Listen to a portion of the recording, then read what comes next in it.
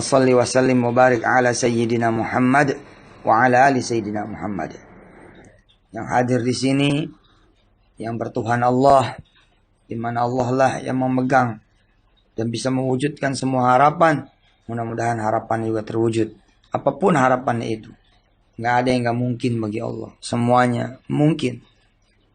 Innama amruhu idza arada syai'a ay yaqula lahu kun fayakun.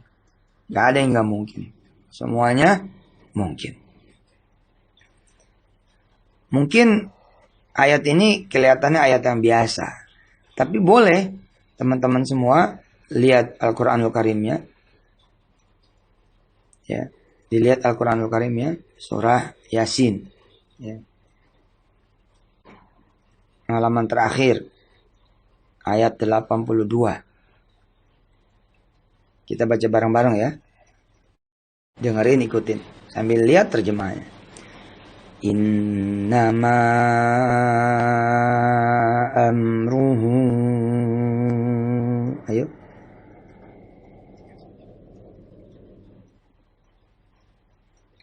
Idza arada syai'a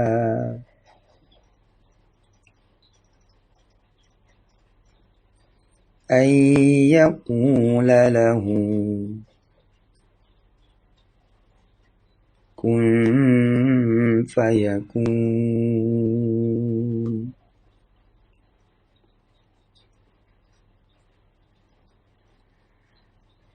Fasubhanalladzi biyadihi malakutu kulli syai'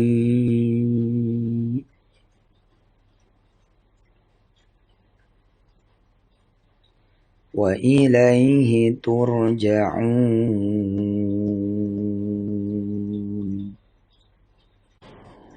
Innama amruhu idza arada syai'a ay yaqula lahu kun fayakun.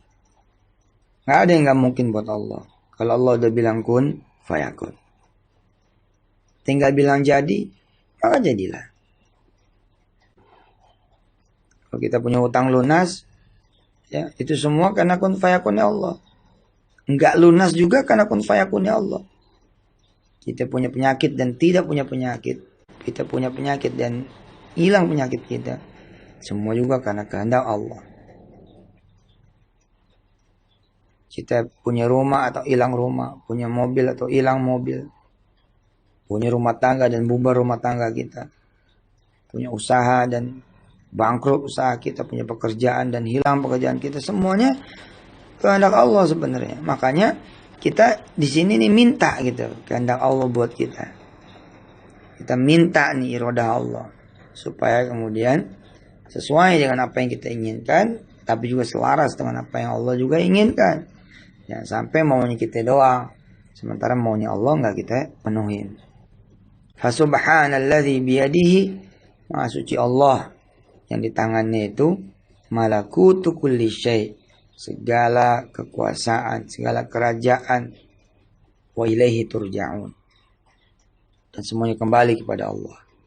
Apapun yang kita lakukan, yang kita ikhtiarkan, yang kita kerjakan, yang kita rencanakan, yang kita pikirkan, ya balik-baliknya ke Allah lagi.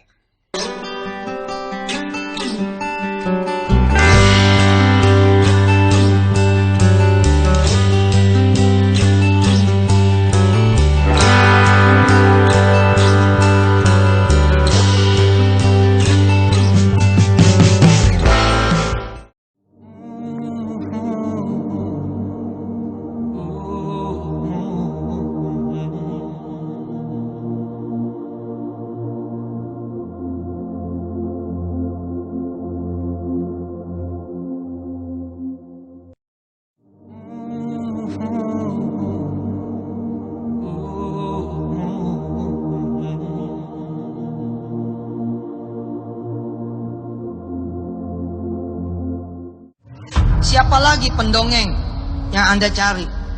Siapa lagi pengisah yang Anda cari? Siapa lagi guru yang Anda cari? Siapa ahli antropologi yang Anda cari? Siapa ahli sejarah yang Anda cari? Kalau sudah ada Allah Subhanahu wa taala. Tapi yang begitu tuh nggak bakal dikasih sama Allah rasanya kalau Anda tidak dulu menerima dia. Accept him. Terima dia.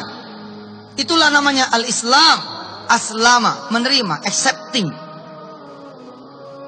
Menerima kehadirannya. Oh, ini Allah mau bercerita nih, siap-siap. Gitu. Seperti Anda sekarang ini duduk di depan saya. Siap-siap, mau dengerin Yusuf Mansur.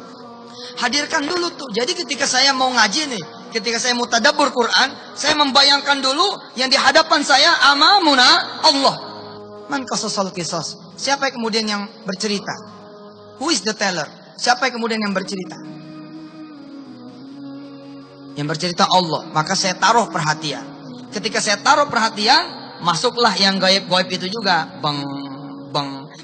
Kalau Anda sekedar baca, tidak punya kemudian iman kepada yang gaib, ini nggak dapat nanti feel-nya. Cerita demi cerita Quran itu jadi biasa gitu loh. Tapi ketika Anda tahu dulu, siapa sih yang ngomong? Ketika yang ngomong tuh, si fulan, nggak terkenal. Anda nggak akan naruh perhatian. Karena itu kemudian Allah mengenalkan dirinya kan. Allah memperkenalkan dirinya. He introduce first. Dia kemudian memperkenalkan dulu kepada Anda semua. Who is he? Siapa dia? The creator of this universe. Pencipta alam semesta dan yang lain sebagainya. Supaya apa? Supaya dia menarik hati Anda semua. Tapi apa daya? Anda tidak menarik diri Anda sendiri gitu. Allah buka nih. Subhanalladzi asra bi'abdihi laylan minal masjidil haram. Ketika kemudian kita dengar siapa sih yang bercerita? Yang bercerita itu yang sudah membawa Nabi Muhammad dari Masjidil Haram ilal Masjidil Aqsa, sampai kemudian Masjidil Aqsa. Jadi ada kemudian ketertarikan. Ketika dia bilang, ketika Allah kemudian mengatakan Alhamdulillahi Rabbil Alamin. Dialah Allah, Raja semuanya, penguasa semesta alam. Tapi kita nggak mau kenal Allah itu. Jadi gimana ceritanya mau didengar oleh Anda semua? Anda nggak mau kenal saya. Bahkan Anda membenci saya. Apa itu? Ya nggak dapat apa-apa. Tapi ketika Anda naruh perhatian, Anda kenal semakin deep. Semakin kemudian lebih mengenal lagi, akan semakin cinta. Alangkah indah orang bersedekah dekat dengan Allah. Orang sekarang tuh begini loh, kalau nggak masuk akal, dia nggak mau yakini. Dan bagi mereka, agama itu harus terus-menerus yang masuk akal. Kalau nggak masuk akal, maka mereka akan mengatakan seperti perkataannya orang-orang zaman dulu. Oh ini sihir, oh ini dongeng.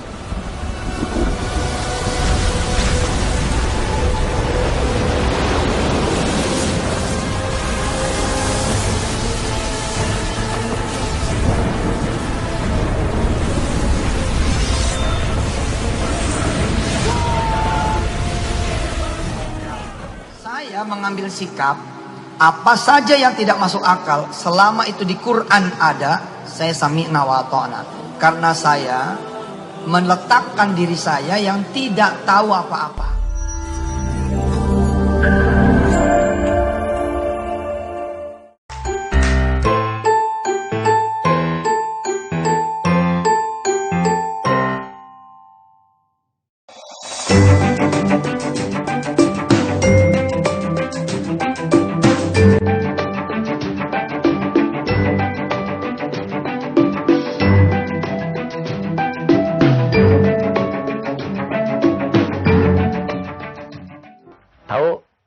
Permainan catur, bagaimana kuda berjalan di dalam permainan catur? Bukannya lurus kan, tapi L.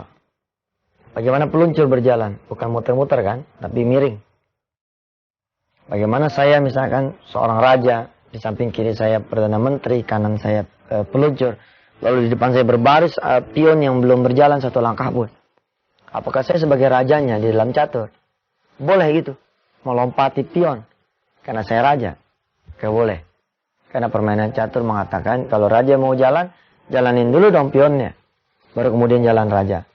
Lagian ngapain juga si raja jalan kan? Dia dalam keadaan yang belum terdesak dan belum perlu bergerak.